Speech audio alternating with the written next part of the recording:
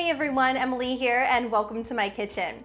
I still have a ton of tomatoes coming out of my garden, and one of my favorite things to do with them is to make pasta sauce.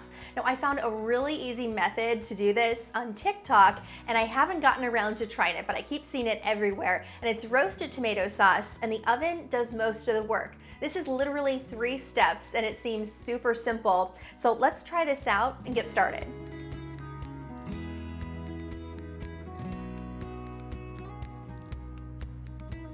The first step to this is to prepare your vegetables. I've already washed my tomatoes. Now I'm going to core them and slice them in half. So I'll pull off the stems for those that still have them and take out this tough portion in the center.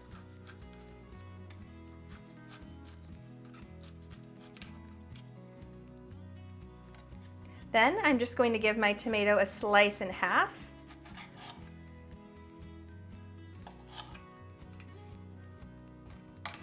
This one does have a weird little bit here that I'm going to cut out. And I'm going to just set those off to the side. I'm going to repeat that with the remainder of my tomatoes, and then I'll get those put into the baking dish.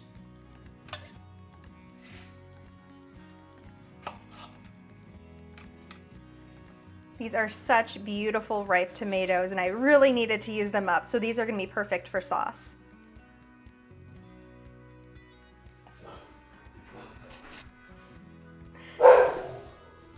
Jax, here's the mailman. Jax!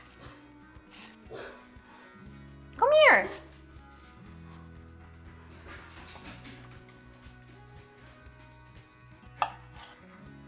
When tomatoes get super juicy like this, they're perfect for sauce. They might be a little bit too smushy for like a sandwich or something, but they're gonna be perfect in this. I'm also going to throw in 1 red bell pepper. I thought it would be kind of a nice addition, especially since I had a few in the fridge that I needed to use up. So I'm just going to cut that in half, pull out the core and the seeds, and that's just about all there is to it. I need to make some room on my cutting board for my garlic and onions, so I'm going to transfer these tomatoes and bell peppers into my baking dish. I'm going to generously coat this with olive oil. This is going to all become part of the sauce. And I'm going to place my tomatoes cut side down onto the baking sheet. I'm going to do the same thing with my bell peppers. I'll push that off to the side, and I'm going to throw in my onion. I have about 1/4 of a yellow onion here. Just going to give that a quick slice across like this. Next, I'm going to move on to my garlic, and this is super simple. I'm just going to cut off the top of that bulb of garlic. This exposes all of the cloves on the inside, and this will go straight into the baking pan just like this.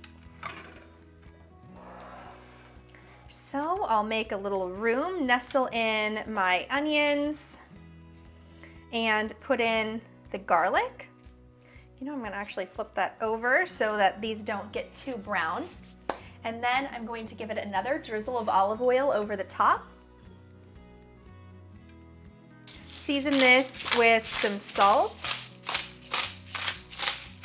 some cracked pepper,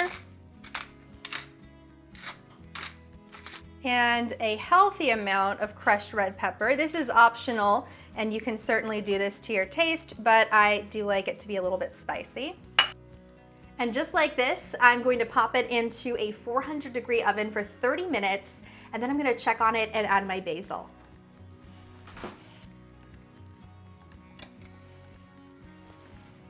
This is looking beautiful. This has been roasting away in the oven. Still has about 10 minutes to go, but at this point, I'm going to add in some of my fresh herbs. I have some basil here from my garden box in my window. You don't want this to cook too much, so I'm going to add this in last. I'm just going to tear those leaves right off, put them in whole. And I'm also going to shake on some oregano. You can definitely use fresh, but I don't have it, so I'm just using dried. And I'm gonna pop this back into the oven for another 10 minutes, and we'll be done with 2 of the 3 steps, and that is chop and bake. We'll have 1 more left to go, and that'll be to blend this all together we'll have a really delicious sauce, or at least I hope. It seems like it's gonna be really good. My vegetables have all finished roasting. They've had a total of 40 minutes in the oven. Those are looking fantastic, but still super, super hot. So what I'm going to do is take a piece of foil, place this gently over the top, pretty loosely, and I'm gonna let that cool off for about 15 minutes so it's easier to handle. Then I'm going to get this all blended up. I've had my vegetables cooling here for about 30 minutes. I'll let them go a little bit longer. They're still just a little bit warm, but definitely cool enough to handle. And the foil on the top just traps in all of that moisture, kind of lets everything steam. So now the skins on the tomatoes as well as the bell peppers are gonna be really easy to pull off. That is an optional step. I just prefer the texture when you take off the tomato skins, blending up that sauce. It's just a little bit smoother. So that's what I'm going to do. And then I'm gonna pop everything into the blender. This peels off just so easy.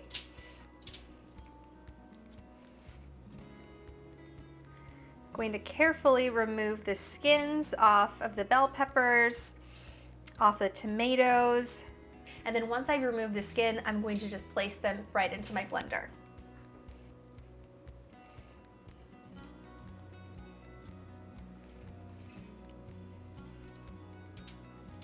To me, this is so much easier than making regular pasta sauce, which isn't really hard to begin with, but you just don't have to watch it on the stove. You can just chop everything up, throw it in the oven, and forget about it for a while. Then take a look at that garlic. This is softened up. You can squeeze it and it comes right out. I'm going to squeeze this directly into my blender. This is gonna be so good. And roasted garlic has a totally different flavor compared to just regular fresh garlic. It's a lot more mild, it's a little bit more sweet, so it's not gonna have that harsh garlic bite to it. Smells so good. I can hear my water coming to a boil on the stove. I'm gonna rinse my hands off, pop my pasta in, and continue to put my tomatoes, red bell peppers, and onions into my blender. Now I'm left with all of these juices from the tomatoes and the bell peppers and some of that olive oil still in the pan, and I'm gonna pour this directly into my blender.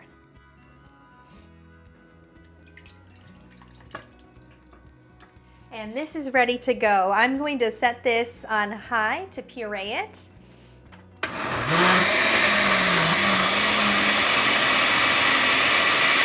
Now I'll just blend it until it's all smooth.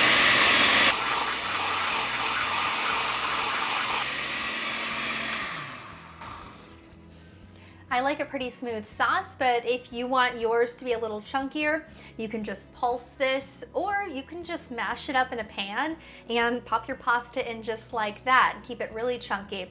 It's all about the flavor combination here. I am going to give this a taste, see if we need to add a little bit more salt, and then this is gonna be ready for my pasta. My pasta just finished cooking and I have a separate pan sitting over medium-high heat. I'm going to pour in some of my sauce. And before I drain my pasta, I'm going to take about 1/3 cup of that pasta water and just add it into the sauce. This is going to thin it out and kind of help everything come together. This is bubbling away. Add in my pasta, and I'll give this a nice stir to coat it all. Now I cooked my pasta until it was nearly done, super al dente, so still a pretty good bite to it. I'm gonna let this cook in the sauce for just another couple minutes, and then this is gonna be ready to serve. Let's give this a try. It smells so good.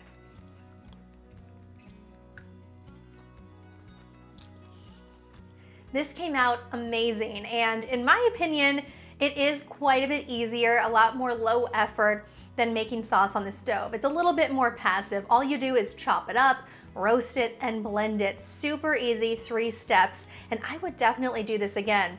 The roasted bell peppers were a great addition to this, so if you have any vegetables that you want to use up, I think this would be a great way to do it. You can just throw it in with your tomatoes. It's gonna add a really nice flavor. I think I'm gonna be making my sauce like this more often than I will on the stove.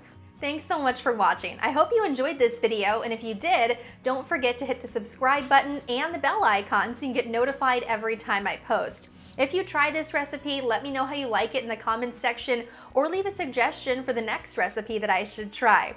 You can find the full recipe to this, as always, in the description box, along with links to all of my social media pages and my Amazon page where you can find all of my cooking favorites. Hope to see you back here next time. Yeah.